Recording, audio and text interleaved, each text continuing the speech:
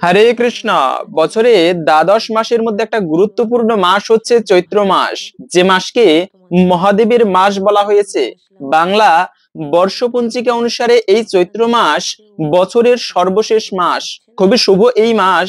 তাই এই সময় কিছু করতে পারেন কিংবা না পারেন, ভুলেও খেতে নেই এই খাবারগুলো। আজকের এ পর্বে আমরা জানার চেষ্টা করব চৈত্র মাসে যে খাবারগুলো ভুলেও খাওয়া উচিত নয়। পাশাপাশি শাস্ত্রে এই চৈত্র মাসের বিশেষ মাহাত্ম্য কথা বর্ণনা করা হয়েছে। আমাদের সকলেরই আজকের এই গুরুত্বপূর্ণ তথ্যগুলো জানা প্রয়োজন। সকলকে স্বাগতম জানাচ্ছি আমাদের এই ধর্মীয় তথ্যমূলক চ্যানেলে। আমরা চেষ্টা করি এরকমই সনাতন ধর্মের ধর্মীয় তথ্যগুলোকে আপনাদের সাথে উপস্থাপন করতে, শেয়ার করতে।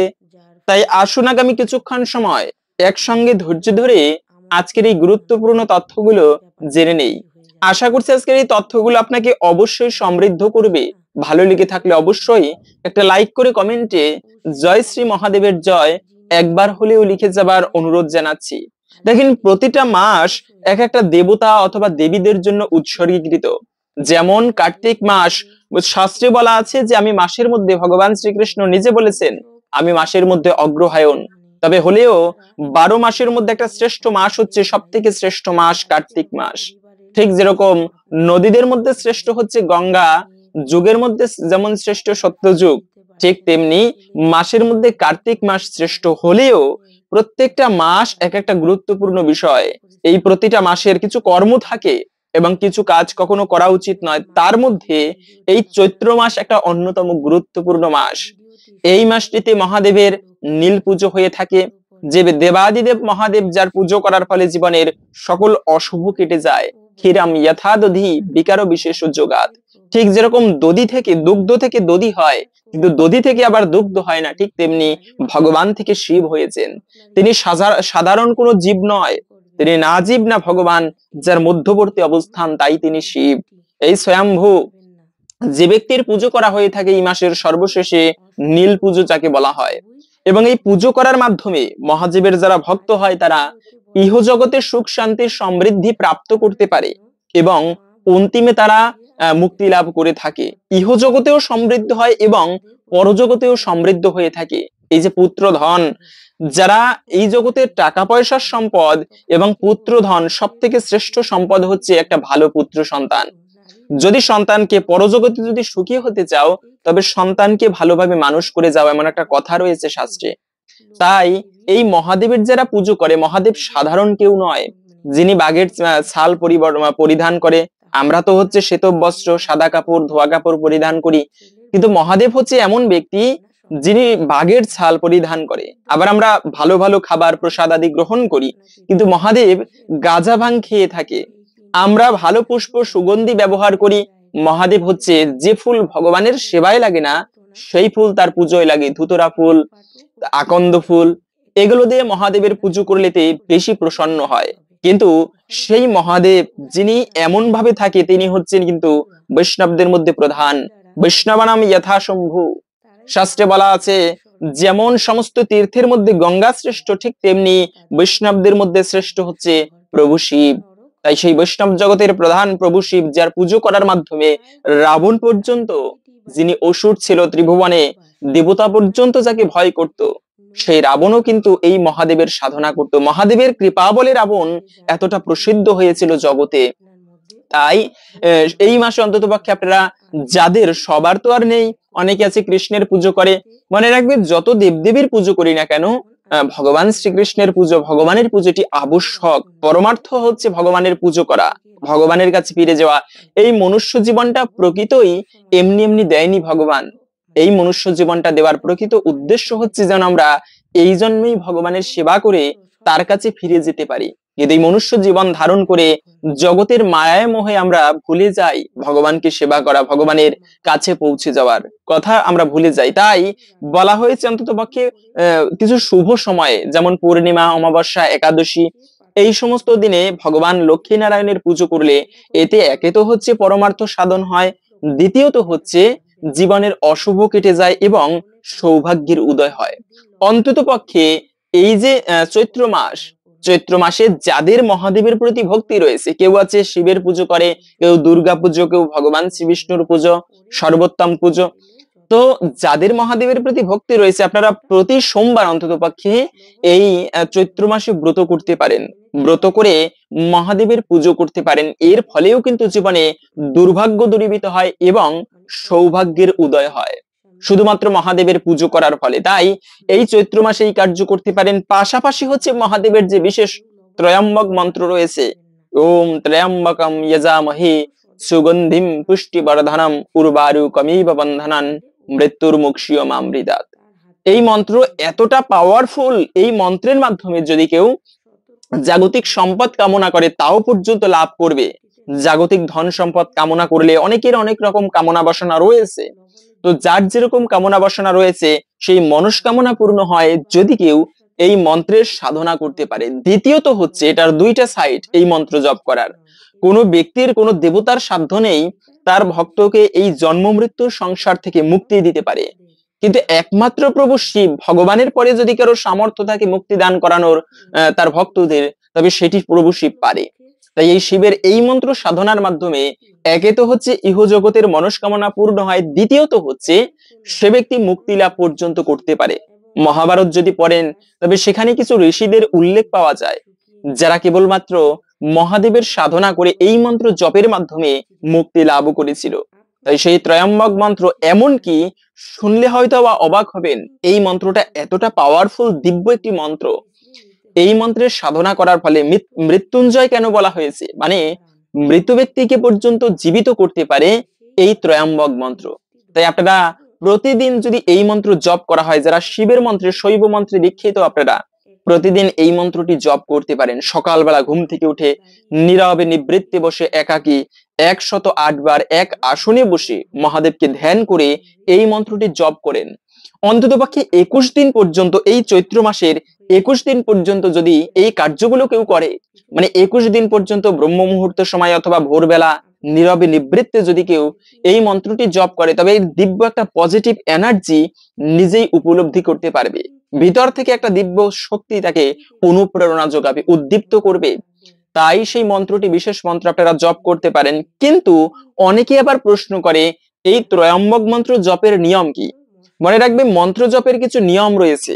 যে কোনো মন্ত্র জপ করলেই, হ্যাঁ মন্ত্র জপ করলে একটা পূর্ণ ফল প্রাপ্ত করা যায়, কিন্তু সেই মন্ত্রের সম্পূর্ণ ফল লাভ করতে গেলে কিছু নিয়ম পালন করা আবশ্যক। যেমন বিশেষ করে এই ত্রয়ম্বক মন্ত্র জপের ক্ষেত্রে এক আসনে বসে স্নান করে, সর্বোত্তম হচ্ছে স্নান করে শুদ্ধ আসনে বসে দিনের বেলা পূর্বমুখী হয়ে এবং সূর্যাস্তের পরে মানে সন্ধ্যাকালের পরে উত্তরমুখী হয়ে তারপরে মন্ত্র জপ করতে হয়।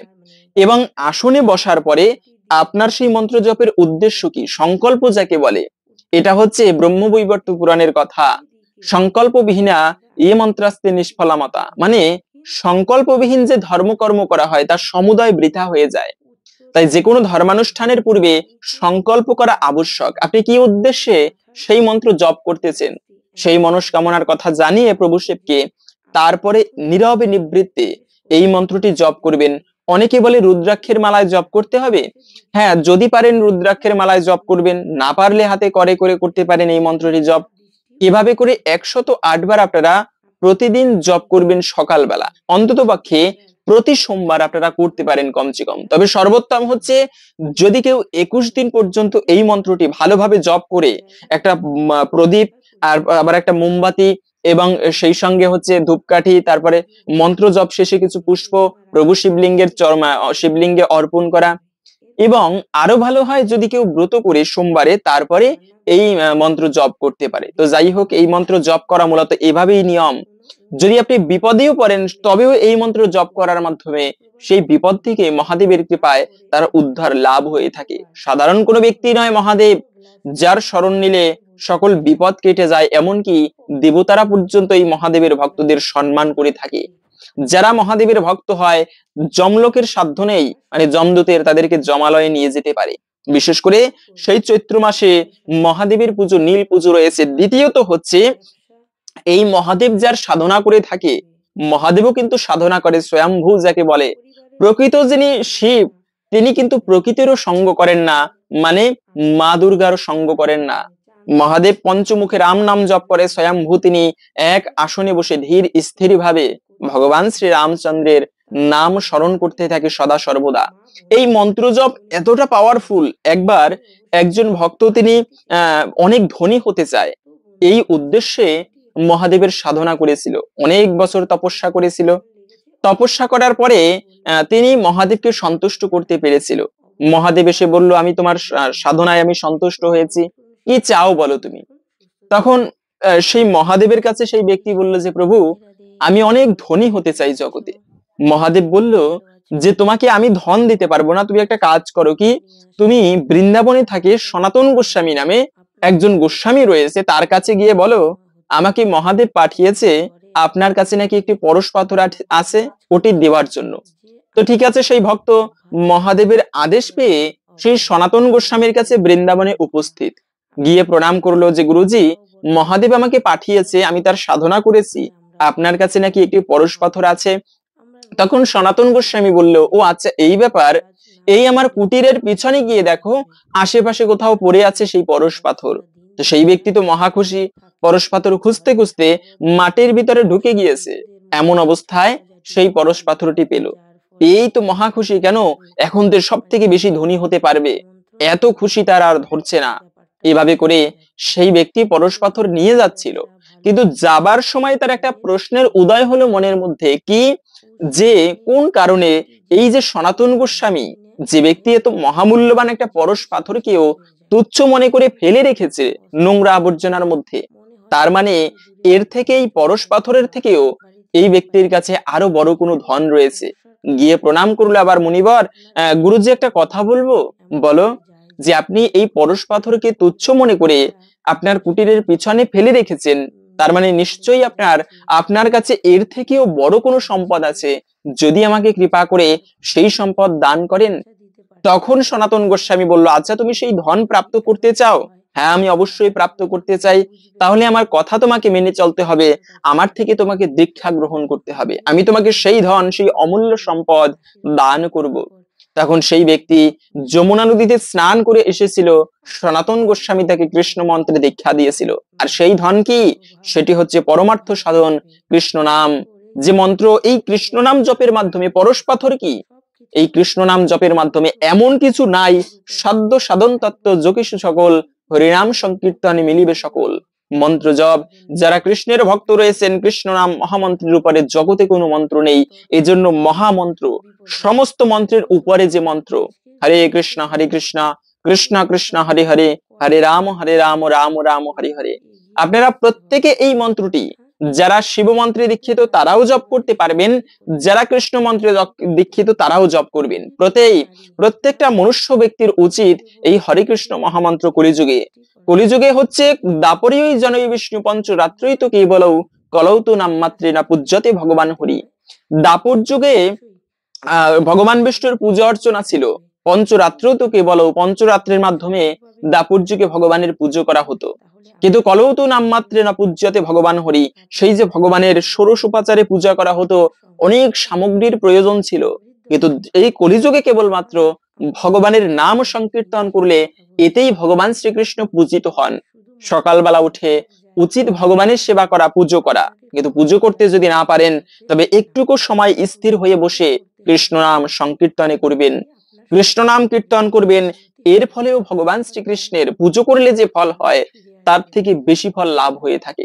তাই তো পদ্মপুরাণে বলা হয়েছে, কৃতে যদ্ধায়ত বিষ্ণুম ত্রেতায়াম যজত মুখৈ দাপরে পরিচর্যায়াম কলৌ তদ্দুরি কীর্তনাৎ। মানে হচ্ছে সত্যযুগে ছিল ধ্যান, ধ্যান করার মাধ্যমে, সত্যযুগ ছিল এমনিতেই ধীর স্থির যুগ। ওই সময়ে ধ্যান করার মাধ্যমে মানুষের পাপ কর্ম ছিল না তেমন, গুটি কয়েক লোকে পাপও করত, কিন্তু সমস্ত জগৎ ধর্মপথে জীবন যাপন করত। মানুষের গড় আয়ু ছিল 1,00,000 বছর, সুন্দরভাবে সাধনা করত, এক জায়গায় স্থির হয়ে বসে ধ্যান করত ভগবানের। কিন্তু এই হাজার হাজার বছর ধ্যান করে যে পুণ্যফল প্রাপ্ত করা যেত, ত্রেতা যুগে যজ্ঞ করে তার থেকে বেশি পুণ্যফল লাভ করত।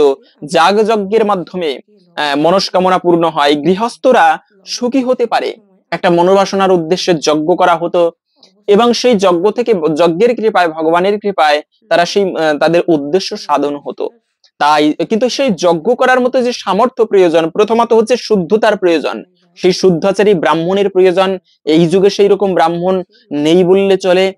বিশেষ করে এই যে ঋষ্যশৃঙ্গ মুনির দ্বারা পুত্রেষ্টি যজ্ঞ করা হয়েছিল। পুত্রেষ্টি যজ্ঞ হচ্ছে এমন যে যজ্ঞ করতে গেলে এমন পুরোহিত লাগবে যিনি জীবনে কোনোদিন নারীর মুখ দর্শন করেননি।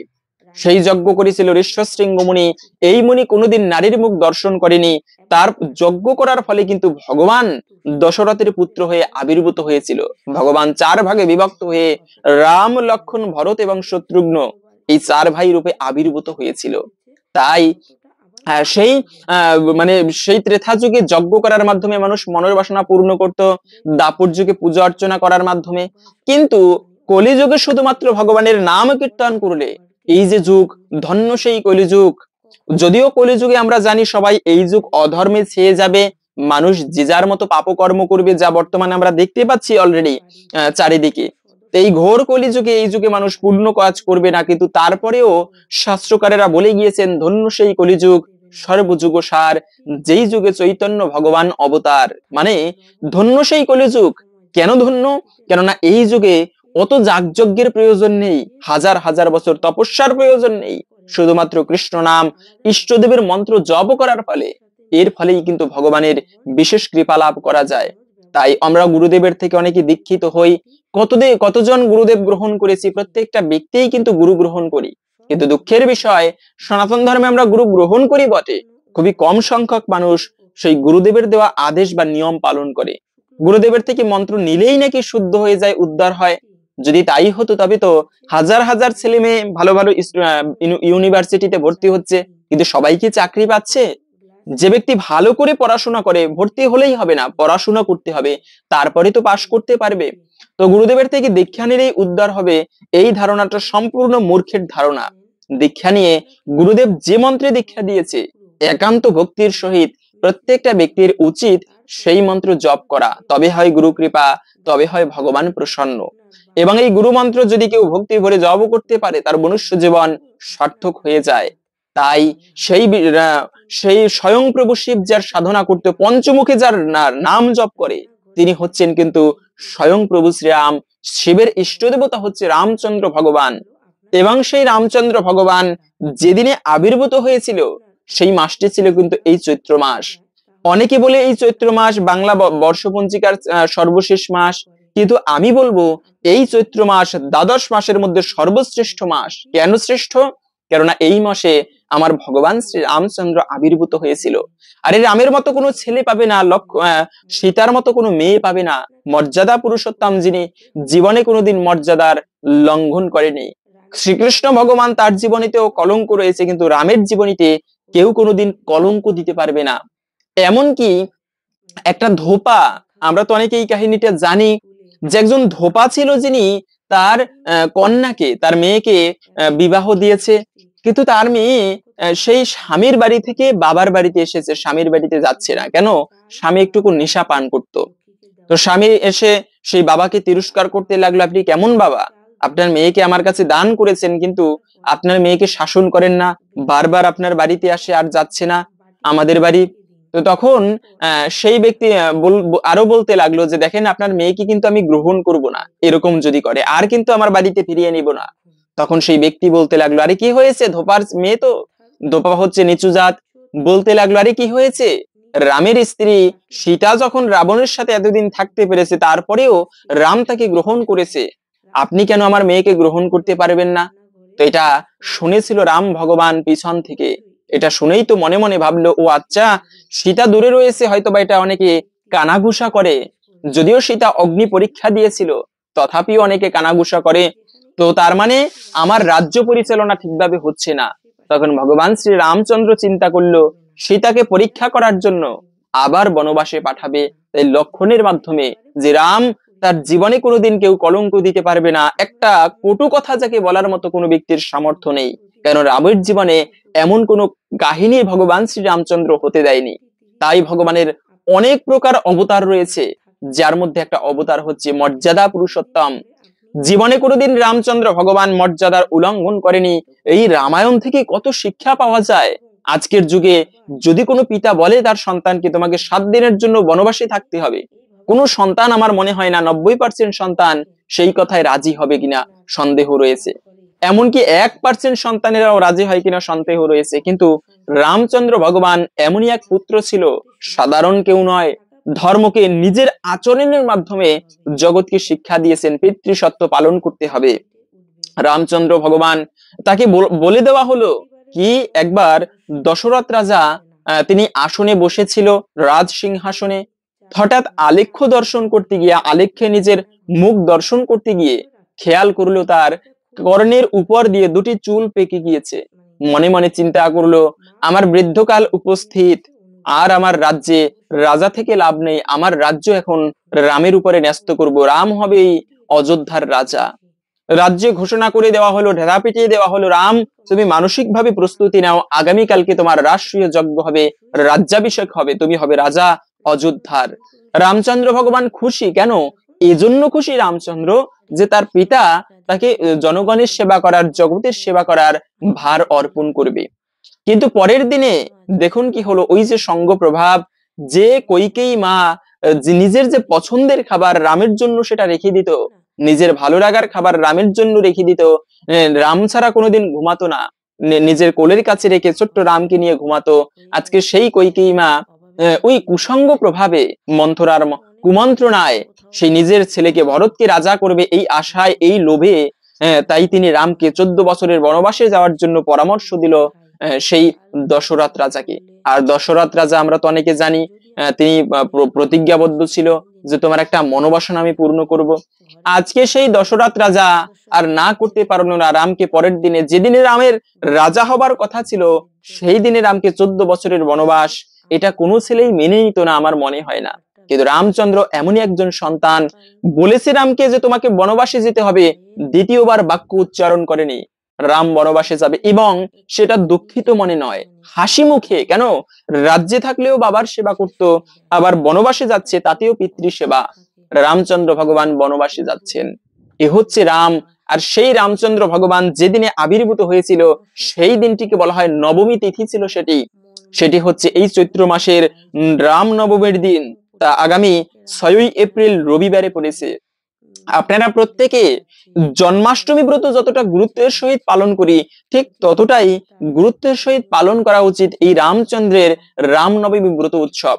আপনারা প্রত্যেকটা ব্যক্তি এই দিনে ভক্তি এবং শ্রদ্ধার সহিত আমার রামচন্দ্রের আবির্ভাবের এই তিথিটি বিশেষ করে পালন করবেন। কৃষ্ণ কতটা করুণাময়, তার থেকে বেশি করুণাময় রামচন্দ্র ভগবান, যে রাম নাম উচ্চারণ করে বাল্মীকি মুনি রত্নাকর দস্যু থেকে বাল্মীকি মুনিতে পরিণত হয়েছিল। তাই সেই রামের সেবা করবেন। অন্তত পক্ষে এই চৈত্র মাসে আপনি মহাদেবের কৃপা আরো বেশি করে লাভ করা যায় যদি কেউ মহাদেবেরও যিনি দেব, মহাদেবও যার সাধনা করে, সেই রামচন্দ্রের সাধনা করতে পারেন এই মাসে। এই মাসে আপনি বাড়িতে রামচন্দ্রের মূর্তি রেখে, চিত্রপট রেখে তার পুজো করাকে অত্যন্ত সৌভাগ্যের বলা হয়েছে। এর ফলে ভগবানের কৃপা একটুকু হলেও লাভ করা যায়। দ্বিতীয়ত হচ্ছে এই চৈত্র মাস, এই মাস অনেক পুণ্যের মাস। এই মাসে 2টি ব্রত রয়েছে, একাদশী ব্রত, পাপমোচনী একাদশী ব্রত। তা হচ্ছে আগামী 26শে মাস বুধবার। এই পাপমোচনী একাদশী ব্রত পালন করলে ব্যক্তির জন্ম জন্মান্তরের পাপরাশি ভস্মীভূত হয়ে যায়। দ্বিতীয়ত হচ্ছে আরেকটি একাদশী, আগামী 9ই এপ্রিল বুধবার, কামিকা একাদশী ব্রত। প্রত্যেকেই, আপনারা অনেকে আছে একাদশী ব্রত পালন করে না, কিন্তু অন্তত পক্ষে এই 2টি একাদশী, পাপমোচনী এবং কামিকা একাদশী, এই একাদশী ব্রত পালন করবেন। এই কামিকা একাদশী ব্রত পালন করলে কি হয়, আমাদের অনেক সময় অনেক মনস্কামনা থাকে, অনেকে মানসী করি, অনেকে দেবদেবীর পুজো করি। কি কারণে? যেন প্রভু তোমার কৃপায় আমার সেই মনস্কামনা পূর্ণ হয়ে থাকে। তো কামিকা একাদশী ব্রত পালন করলে সেই একাদশী দেবীর কৃপায় সেই মনস্কামনা পর্যন্ত পূর্ণ হয়ে থাকে। এবং এই মাসে অনেকে প্রশ্ন করে যে আমি তো মন্ত্র জপ করি, বা আমি গুরুদেবের থেকে দীক্ষিত হয়েছি, ভগবানের সেবা করতে গেলে নিরামিষ কি খেতেই হবে, নিরামিষ খাওয়া আবশ্যক কিনা? মনে রাখবে, প্রথমত হচ্ছে ধর্ম কাজ, সেটা আমিষ খেয়ে হোক বা নিরামিষ খেয়ে হোক, ধর্ম ধর্মই। ধর্ম কাজ সেটা স্বল্পমপিয়স্য ধর্মস্য ত্রায়তি মহত ভয়াৎ। যদি কোনো ব্যক্তি জানতে কিংবা অজান্তে স্বল্প মাত্র যদি কেউ ধর্মের অনুষ্ঠান করে, তা মহাভয় থেকে পরিত্রাণ করে ব্যক্তিকে রক্ষা করে থাকে। তাই সেই বিশেষ করে এই যে মাসে আপনারা ভগবানের সেবা করবেন, কিন্তু প্রশ্ন হচ্ছে নিরামিষ কি খেতেই হবে? অবশ্যই নিরামিষ খাবার গ্রহণ করা উচিত। কেন? কেননা এই যে সাত্ত্বিক খাবার গ্রহণ করে আমাদের প্রকৃত মনুষ্য জীবনের বিধান হচ্ছে সাত্ত্বিক আহার। অনেকে প্রশ্ন করে, আরে কি হয়েছে, রাজার খাবার রাজসিক, এটা তো খাবেই। কিন্তু মনে রাখবে, ডাক্তারেরাও বলে থাকে সায়েন্টিফিক ভাষায় প্রমাণিত যে শুদ্ধ সাত্ত্বিক খাবার গ্রহণ করলে, এজন্য মাছ মাংস কম খাবে, ফলমূলাদি বেশি খেতে হয়। এতে শরীর ভালো থাকে, শরীর সুস্থ হয়, নিরোগ হয়, দীর্ঘ জীবন তারা লাভ করতে পারে। সত্য যুগে এত দীর্ঘ জীবন কিভাবে মানুষ লাভ করত? সুস্থভাবে। কেননা তারা অবক্ষ ভক্ষণ করতো না। রসনার তৃপ্তি হেতু অবক্ষ ভক্ষণ, এরকম সেই লক্ষ্মী পাঁচালিতে পাওয়া যায়। জিহ্বার তৃপ্তির জন্য কত কিছু গ্রহণ করে খায়, কিন্তু এগুলো বাদ দেওয়া উচিত। বিশেষ করে এই চৈত্র মাসে ভুলেও কিছু খাবার গ্রহণ করা উচিত নয়। এতে নিজের জীবন তথা সাংসারিক জীবনে অমঙ্গল আসে। প্রথমত হচ্ছে আমিষ খাবার খাওয়া উচিত নয়। অনেকে আছে আমিষ খেয়ে থাকে, যদি নিরামিষ না খান তবে অন্তত পক্ষে বিশেষ কিছু শুভ দিন, শুভ তিথি, এগুলো মেনে চলা উচিত আমাদের সনাতন ধর্মে। দ্বিতীয়ত হচ্ছে এই মাসে আরো কিছু কাজ ভুলেও করা উচিত নয়। মনে রাখবে, মিথ্যা কথা বলা, অপশব্দ প্রয়োগ করা উচিত নয়। এই মাসে একটা প্রতিজ্ঞা করা উচিত যে আমি এই মাসে মিথ্যা কথা বলবো না। চেষ্টা করা উচিত একটা মাস অন্তত পক্ষে সত্যবাদীটাকে ধারণ করা। সত্যগুণ, সত্যের উপরে ধর্ম নেই, মিথ্যার উপরে পাপ নেই। যে যুধিষ্ঠির মহারাজ, ধর্মপুত্র যুধিষ্ঠির, সবাই তাকে ধর্মধারী বলে জানতো। সেই ব্যক্তি জীবনে কোনোদিন মিথ্যা কথা উচ্চারণ করেনি, কাউকে কখনো প্রতারণা করেনি। সেই ব্যক্তিও যুদ্ধক্ষেত্রে বসে ভগবান শ্রীকৃষ্ণের শেখানো বলি কি বলেছিল? গুরুদেবকে বলেছিল, গুরুদেব অশ্বত্থামা হত ইতি গজ। মিথ্যা বলেনি, কিন্তু ওই যে উদ্দেশ্য ছিল কথাটা বলার ভুল বোঝানো, যে কারণে যুধিষ্ঠিরের রথ, তার সত্যবাদিতার গুণে সেই যুধিষ্ঠির মহারাজের রথ যুদ্ধক্ষেত্রের 4 আঙ্গুল উপর দিয়ে, মানে শূন্যের উপরে চলতো। কিন্তু যখনই এই মিথ্যা কথাটা বলেছে, ভুল বলেছে, তখনই যুধিষ্ঠির মহারাজের রথ মাটি স্পর্শ করেছিল। তাই জীবনে মিথ্যা বলা উচিত নয়। বর্তমান কলিযুগ, কলির প্রভাবে যে যার মতো মিথ্যা কথা বলে। কিন্তু চেষ্টা করা উচিত অন্তত পক্ষে এই চৈত্র মাসে আপনি প্রতিজ্ঞা করতে পারেন যে আমি এই মাসে মিথ্যা কথা বলবো না, সত্য কথা বলবো, সত্যবাদী থেকে ধারণ করব। কলিযুগে সত্য নেই, দয়া নেই, তপস্যা নেই, দয়াদানম নবিদ্যতে উদারম ভরিণীয় জীবা বরাকা কুটো ভাসিনা। এটা নারদ মুনি বলেছিল। সত্যম নাস্তি দয়াহ নাস্তি দয়াদানম নবিদ্যতে। দান নেই, কেউ দান করতে চায় না।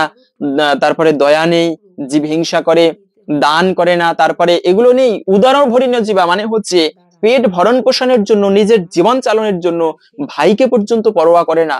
একটুকু জায়গার জন্য ভাই ভাইকে হত্যা করে। তাই এই মানুষের থেকে খারাপ কোনো পশুও নেই। পশুর থেকেও মানুষ সব থেকে বেশি খারাপ। এজন্য জীবনে ধর্ম কাজ করা উচিত, ধর্মপথে জীবন যাপন করা উচিত।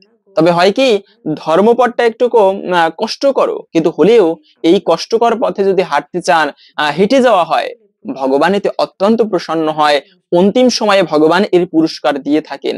তাই অন্ততপক্ষে এই চৈত্র মাসে কখনো মিথ্যা বলা উচিত নয়। দ্বিতীয়ত হচ্ছে আর একটা বিষয়, আমরা সবসময় অন্যের দোষ দর্শন করতে বেশি পছন্দ করি।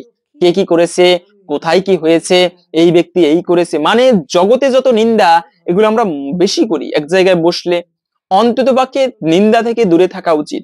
অন্যের দোষ দর্শন করলে সেই ভুল আমার মধ্যেও প্রকাশ পায়, কিন্তু যদি অন্যের ভালো গুণের দর্শন করা হয়, ভালো গুণের গুণগান করা হয়, এতে একটুকু হলেও সেই ব্যক্তির সেই ভালো গুণ নিজের মধ্যে প্রকাশ পায়। তাই সবসময় চেষ্টা করা উচিত ব্যক্তি ভালো কি কাজ করেছে। একটা ব্যক্তির ভুল রয়েছে, ভালো খারাপ দুটোই রয়েছে, তো চেষ্টা করা উচিত ব্যক্তির ভালো গুণগুলোকে দর্শন করতে। কখনো দোষের নিন্দা করা উচিত নয়, অন্তত পক্ষে এই চৈত্র মাসের মতো পবিত্রতম দিনে। এবং প্রতিদিন কিছু ভালো কাজ করা উচিত। যেমন হতে পারে আপনি দান করবেন, হতে পারে একটু গ্রন্থ অধ্যয়ন করবেন।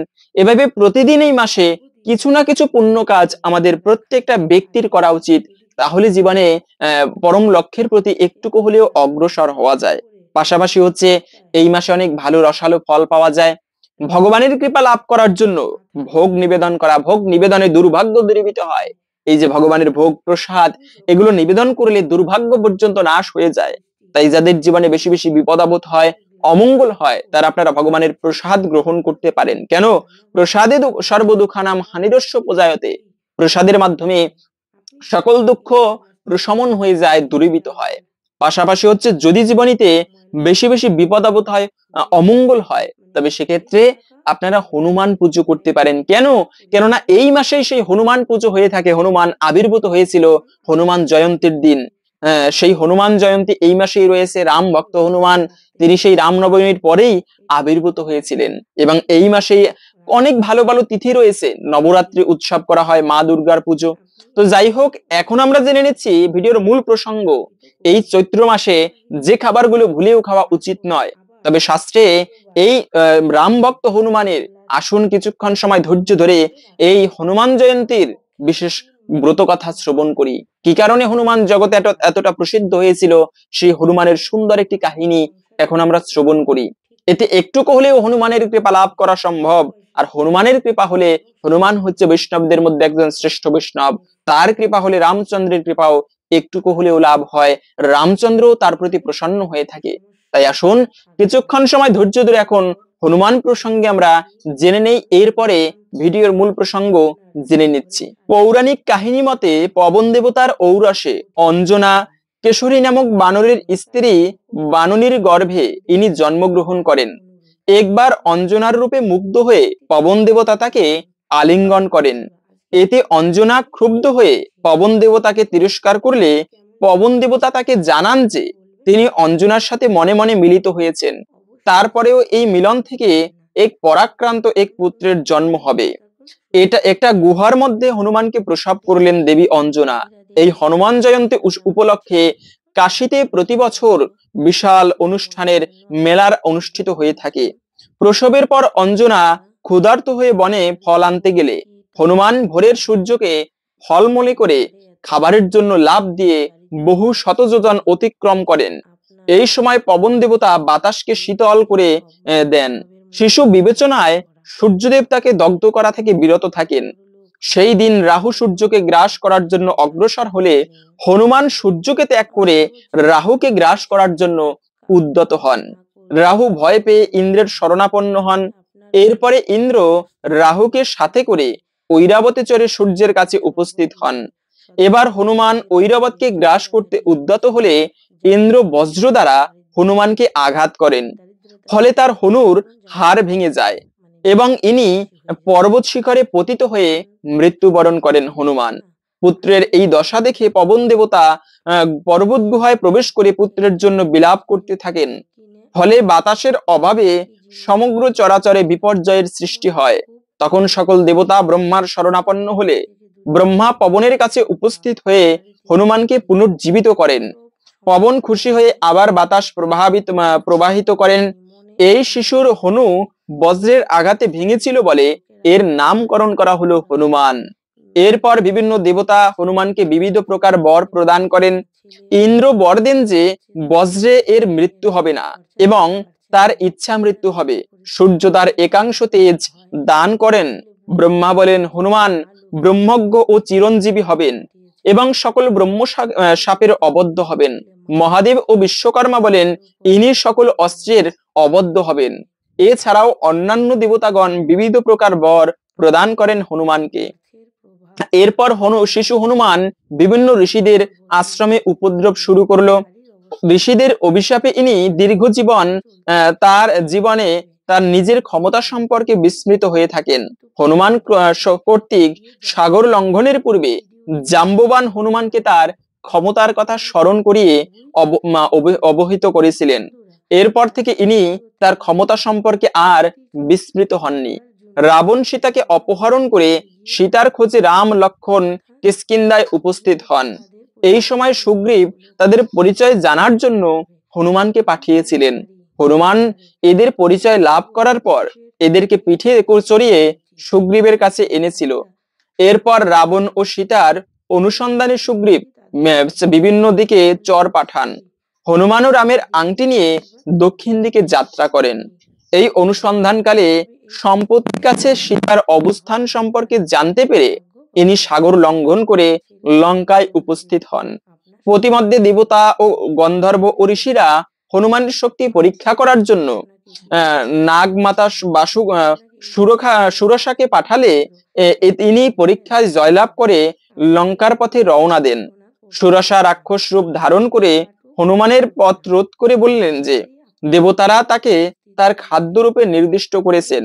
উত্তরে হনুমান বললেন যে তিনি সীতাকে উদ্ধার করে লঙ্কায় রামের দূত হয়ে যাচ্ছেন।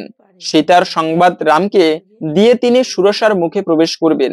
এরপর সুরসা বললেন যে কেউই আমাকে অতিক্রম করে যেতে পারবে না, এই বর লাভ করেছি।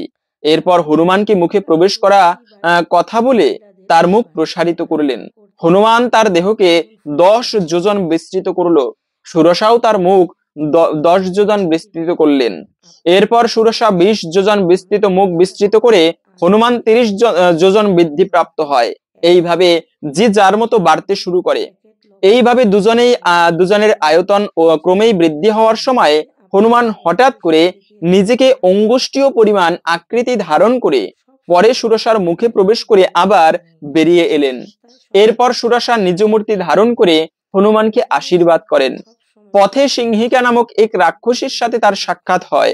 এই রাক্ষসী জীবের ছায়া আকর্ষণ করে তাকে আহার করত। হনুমানের ছায়া আকর্ষণ করে তাকে আহার করার জন্য উদ্যোগ নিলে হনুমান প্রথমে তার শরীর বৃদ্ধি করেন। সেই কারণে সিংহিকা মুখ বিস্তৃত হয়। পরে হনুমান হঠাৎ করে তার শরীর সংকুচিত করে সিংহিকার শরীরে প্রবেশ করেন এবং তার হৃৎপিণ্ড বিচ্ছিন্ন করে তাকে হত্যা করেন। লঙ্কায় প্রবেশ করে ইনি তার দেহ বিড়ালের মতো ছোট করে সীতাকে খুঁজতে থাকেন এবং শেষ পর্যন্ত অশোক বনে সীতাকে দেখতে পান। এরপর ইনি সীতাকে রামের আংটি দেখিয়ে আশ্বস্ত করেন। এর প্রতিদানে সীতা তাকে চূড়ামণি দান করেন এবং রামের বিশ্বাস উৎপাদনের জন্য সীতা তাকে তার মাথার মণি প্রদান করেন। ফেরার সময়ে ইনি অশোক বন ধ্বংস করেন। তাকে ধরার জন্য রাবণ তার 5 সেনাপতি ও পুত্র অক্ষয় কুমারের অধীনে এক বিশাল সেনাবাহিনী প্রেরণ করেন। এই যুদ্ধে হনুমান অক্ষয় কুমার সহ সকলকেই হত্যা করেন। এই সময় রাবণের নাতি জাম্বুমালিও নিহত হন। এরপর রাবণ তার শ্রেষ্ঠ পুত্র ইন্দ্রজিৎকে প্রেরণ করেন। ইন্দ্রজিৎ হনুমানের উদ্দেশ্যে ব্রহ্মাস্ত্র প্রয়োগ করলে হনুমান ব্রহ্মার সম্মানার্থে এবং রাবণের সাক্ষাৎ লাভের আশায় ব্রহ্মাস্ত্রের বন্ধন স্বীকার করেন। বন্দী অবস্থায় রাবণের সামনে তাকে উপস্থিত করা হলে ইনি সীতাকে অপহরণের জন্য রাবণকে তিরস্কার করেন। ক্ষিপ্ত রাবণ তাকে হত্যা করতে উদ্যত হলে বিভীষণের অনুরোধে এই হত্যাকাণ্ড থেকে রাবণ নিজেকে বিরত রাখেন। কিন্তু এর পরিবর্তে রাবণ হনুমানের লেজে আগুন লাগানোর পরামর্শ দেন বা আদেশ দেন। রাক্ষসীরা এই আদেশ অনুসারে হনুমানের লেজে আগুন লাগিয়ে তাকে ছেড়ে দিলে ইনি লাফিয়ে লাফিয়ে লেজের আগুন দ্বারা সমস্ত লঙ্কা নগরীকে আগুন ধরিয়ে দেন। এই সময় সীতার প্রার্থনায় হনুমান লেজের আগুন থেকে রক্ষা পান। লঙ্কায় অগ্নিকাণ্ড ঘটানোর পর ইনি সমুদ্রে লেজের আগুন নিভিয়ে পুনরায় সাগর লঙ্ঘন করে ভগবান শ্রী রামচন্দ্রের কাছে ফিরে আসেন এবং রামকে সকল বিষয় জানান। লঙ্কা যুদ্ধের সময় ইনি এককভাবে অসীম বীরত্ব প্রদর্শন করেছিলেন। তার হাতে ধূমাক্ষ, অকল্পন, দেবান্তক, ত্রিশিবা, নিকুম্ভ নামক রাক্ষসের সেনাপতি নিহত হয়। ইন্দ্রজিৎ বধের সময়ে ইনি লক্ষণের বাহন হয়েছিল। রাবণের নিক্ষিপ্ত শক্তিশালের আঘাতে লক্ষণ মৃতপ্রায় হলে সুসেনের পরামর্শে বিশল্য করালি নামক ঔষধি আনার জন্য মাদন পর্বতে যান। বিবিধ গাছপালার মধ্যে ইনি এই গাছটি খুঁজে না পেয়ে পুরো পর্বত তুলে আনেন। পরে এখানে থেকে সঠিক গাছটি নিয়ে লক্ষণকে জীবিত করা হয়। যুদ্ধ শেষে ইনি সীতার কাছে রাবণ বধের সংবাদ দেন এবং সীতাকে রামের কাছে পৌঁছে দেন। অযোধ্যায় রাম ও লক্ষণ ও সীতা ফিরে আসার সময়ে রাম হনুমানকে নন্দীগ্রামে ভরতের মনোভাব জানার জন্য পাঠিয়েছিলেন। অযোধ্যা থেকে ফেরার সময়ে রাম তার শরীরের সমস্ত অলংকার হনুমানকে প্রদান করেন।